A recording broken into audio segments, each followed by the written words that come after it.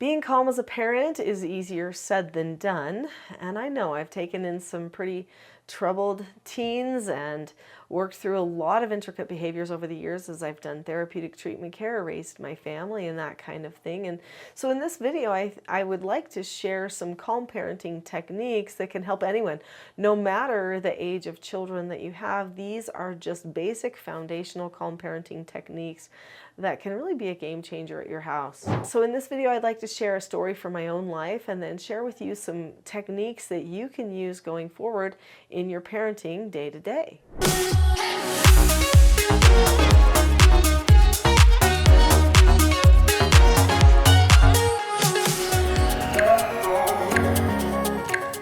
So I'm actually a pretty high-spirited person, pretty strong-willed. I had lots of arguments with my parents, didn't learn calmness fully, I would say, until I was into my parenting a little bit.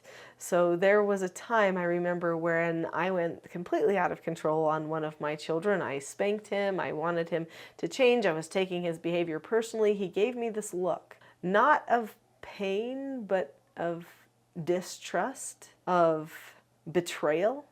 Like, who are you? What did you do with my mom? And it hit my heart. And I needed that. I needed that moment. But then once I said, oh no, what have I done? Why am I being this out of control parent? Then the next question was, well, what else am I going to do? He is not listening to me. He's ruining my home. He was destroying property at the time. And he was little, you know, he was little. He was like 3.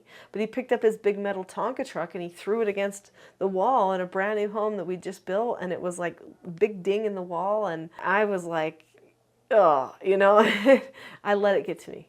That was the thing. I let it get to me.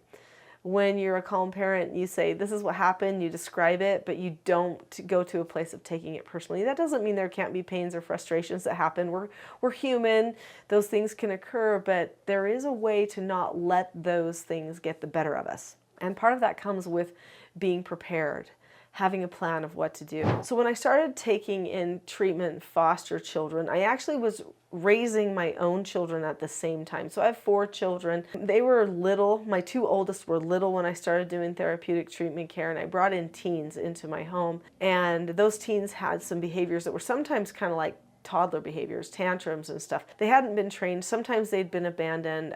They had a lot of emotional entitlement where they were used to controlling other people and things emotionally. Of course, your first response is, whoa, that was just awful. I'm going to power struggle with that and we're going to just shut that down. But I knew actually that wasn't the right way to handle things with them, because every time that I got accidentally sucked into one of those little power struggles, I would feel a shift. And suddenly I lost my role. It was undermined. My parental authority somehow was diminished. I felt disempowered. I felt a little bit more worried, like, what am I going to do? How am I going to solve this problem? Then everything started crumbling. And so I would have to pause, get myself centered back in who I'm supposed to be. And by the way, that's one of the identifiers of a person who is calm, is that they are very self-centered, which means that their principles and their practice match. They're not just governing themselves by what they feel next, but they are governing themselves by their plan, by their principle. They're putting the first things first. That's what I would do, is I would have to pause and get myself refocused in. I would have to say, wait, what skills do I have to handle this? And luckily, I had gone through some training, but also had learned some things that helped me understand what types of skills a person would need to be a really good functioning adult. These adult skills are skills that we start teaching our children when they're very, very young. In fact, in our family, we start teaching the children how to be calm and be self-regulated, how to take deep breaths, how to follow instructions, accept no answers, accept consequences, accept criticisms, disagree appropriately. All of those things, we start teaching those things when they're babies and toddlers. So by the time they hit about, 2 years old, they've got those things pretty down. As soon as they can talk fully, they can do a full disagree appropriately. But my grandchildren can usually start doing disagree appropriately even before they can form complete sentences. They can do stuff with like a little bit of sign language and a couple of key words, but the main thing is they know how to be calm and be self-regulated, because this has become part of our culture. So what are some of these techniques that have come into the culture? That's what I'd like to share with you now. So if you subscribed to this channel before, then you know I share a lot about like the 4 basic skills of self-government. In fact, I even have a children's book set that teaches the 4 basic skills. So these children's books each teach one of the 4 basic skills of self-government, which are following instructions, accepting no answers and criticism, accepting consequences, and disagreeing appropriately. And if a person learns the skill set to these 4 basic skills, that actually takes care of 99% of their behavioral problems. So we teach our children these 4 basic skills really early on. We start teaching them what is calmness. We teach them how to say okay, which is one of the steps. Also, we're going to teach them how to disagree appropriately. We teach them things like checking back, dropping the subject, what's a calm face, what's a calm voice, all these kinds of things that are in these steps to these skills. And that helps them be prepared for future feedback from their parents. So I also teach the children my skills, my parenting skills that I'm going to be using to help them in parenting interactions. So what are my skills that I'm going to be using? That's what we really want to focus on here, right? There's 5 different teaching styles that parents can use to help correct their children. Now, once you've got yourself to a place of calmness, which we'll talk a little bit more about that calmness in a moment, but after you get yourself to that place of calmness, then you're ready to use the words. So what scripts do you already use? Now, I know you might say, I don't have a script. I just say whatever, or I don't say anything. Well, then that's your script. We all program ourselves with the script that we're going to say. We might say, what were you thinking? And that was our script. Or again, and that's our script. But you could do something else. I'd like to share with you my corrective teaching script. So I have a script for pre-teaching, I have a script for praising, I have a script for correcting and for intensive teaching, for parent counseling sessions. I have scripts for calmness, and I have scripts for the 4 basic skills. There's lots of scripts.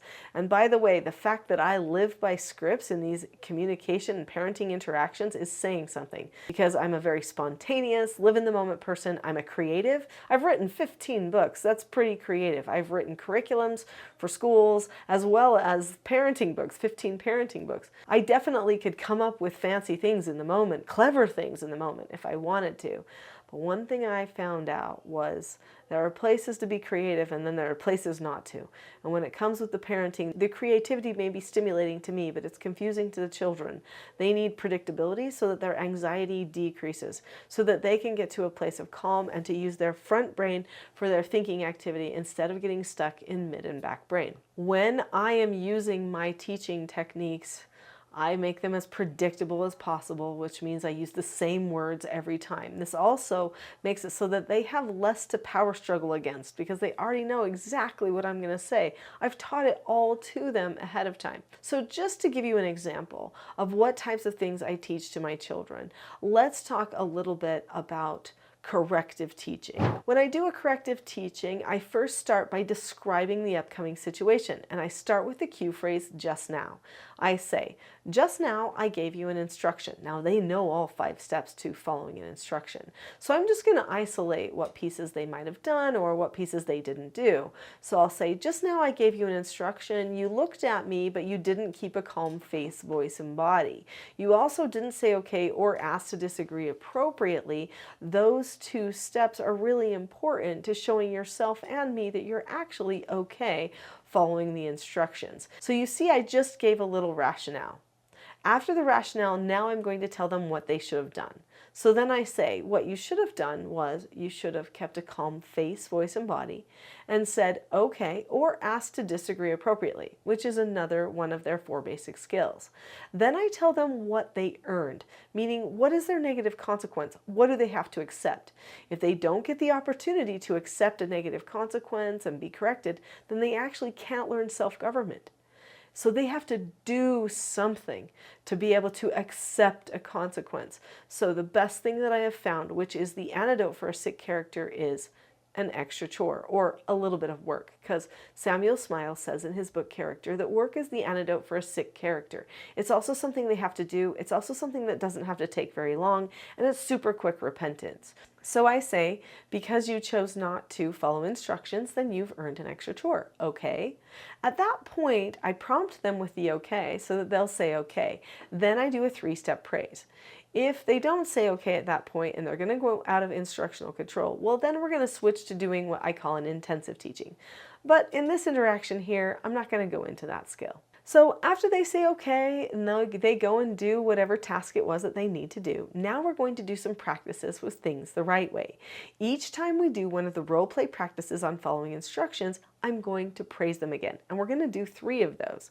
So now I've praised them for saying okay, praise them for doing 3 role play practices, and when they come back and check back from doing their extra chore, I'm going to praise them again. So that's 5 times that I'm going to be praising them during that one corrective teaching.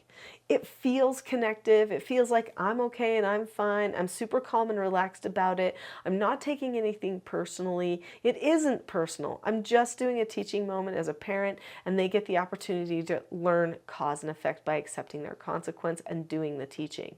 It's super powerful. This type of teaching techniques helps keep me calm and them calm because I know what to say. Now, about calmness, I could talk about calmness for a very long time. In fact, I've written 4 different books on calmness. So this isn't even my main parenting book that talks about the skill that I just demonstrated to you. But this book helps you understand how to keep yourself calm.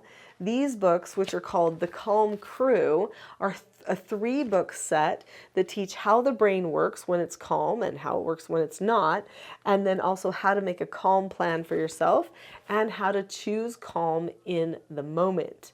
So these books are all there to help you understand calmness. But I'd like to talk just a little bit about calmness more now. The first step to mastering yourself and learning self-government is actually mastering your calmness. There is a video called How to Be a Calm Parent, where I go into details about your communication and give you helps for your calmness. There's also a free gift contained in that video that you won't want to miss. So go to the video called How to Be a Calm Parent next.